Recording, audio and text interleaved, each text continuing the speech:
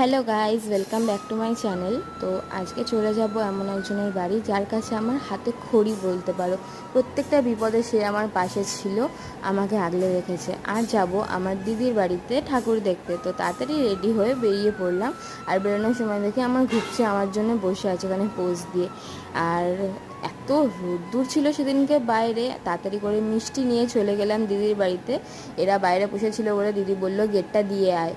গেটটা দিয়ে আমি চলে গেলাম। আর এই দেখো আমার দিদির ঠাকুর, আর এই যে আমার সৌমি সোনার সাথে দেখা করে আমি বেরিয়ে পড়লাম ম্যামের বাড়ির দিকে। গিয়ে দেখি আজকে 8-9 বছরে কিচ্ছু বদলায়নি। সেই ছোট্টবেলায় যখন 3-4 বছর থেকে আসতাম, আর আজ অবধি কিচ্ছু না। এইখানে যে এই টেবিলটা দেখলে, এই টেবিলটা ম্যাম স্পেশালি আমার জন্য বানিয়েছিল। আমি এসে পড়বো বলে। আলমারিটা তো আমার অনেক স্মৃতি আছে। তো তাড়াতাড়ি ম্যামের সাথে দেখা করে চলে গেলাম বাড়ির উদ্দেশ্যে, কারণ আজকে আমাদের ভাসান।